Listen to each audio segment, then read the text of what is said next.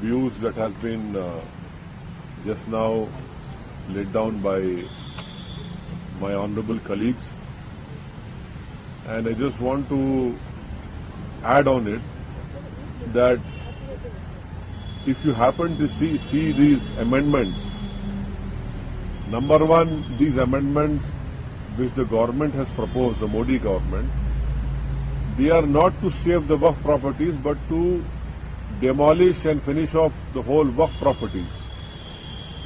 These amendments are not being brought to strengthen the Waqf board or to remove the encroachments on Waqf properties, but to reward encroachers. And thirdly, according to the Islamic principles and law, Waqf is like a prayer for Muslims. It is not a physical prayer, but it is a prayer for us. By bringing these amendments, you are denying us our prayers. So this is the whole intention of the government, to superimpose the Hindutva ideology on the Waqf board. So we condemn this, and the behavior of the chairman today, he has not even allowed members who have to move their amendments. If you see the parliamentary proceedings, the speaker always names a person, are you moving your amendment? Yes, sir. Then 1 minute is given by the honorable speaker to explain why you are moving the amendment. But here we have seen the honorable Mr. Chairman has become not only the mover but also mover of my amendment. And then he's raising his hand to oppose my amendment. This is a joke. Give the announcement. Rejection. My amendment, I am not moving, he is moving. And then he's raising his hand to oppose my amendment. And then he say, okay, he's the mover and the opposer. He counted himself. So he's a mover, proposer, everything has become. So this exactly shows us what government is doing. And if you see the amendments that have been moved by the BJP and by the allies, they are obnoxious. They are not to save the Waqf properties, I say.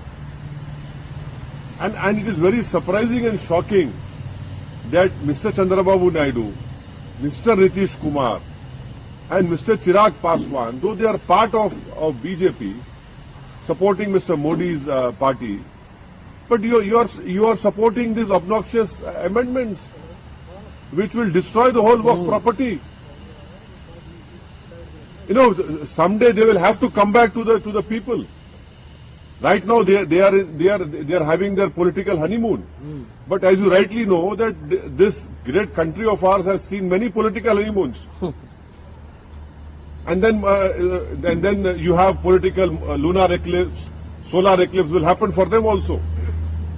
I'm very surprised and shocked that all these three allies have supported these amendments, and we strongly reject what has happened today.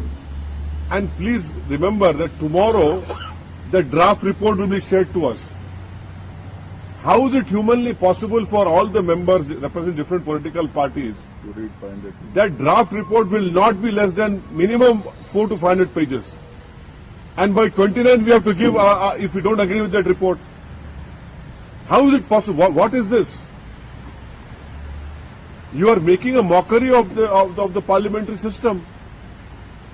The reason standing committees or the joint working committee has formed is because in the parliament you do not get enough time to speak on every clauses, but that is why a committee is formed. And even in that committee, you are superimposing on us, you are pushing us to the wall. So this whole behavior of what has happened today and what has happened in the last 6 months, it is completely uncalled for. It is not good for a democracy. And as I have said earlier, this bill, if it becomes law, this will be an interference in the Muslim personal law of Muslims. This will be weakening our pluralism and diversity of our country. This will be a great attack on Article 26 of our Indian Constitution. So these are the important points. And throughout the country, as far as the Muslim community is concerned, everyone has rejected this proposed bill.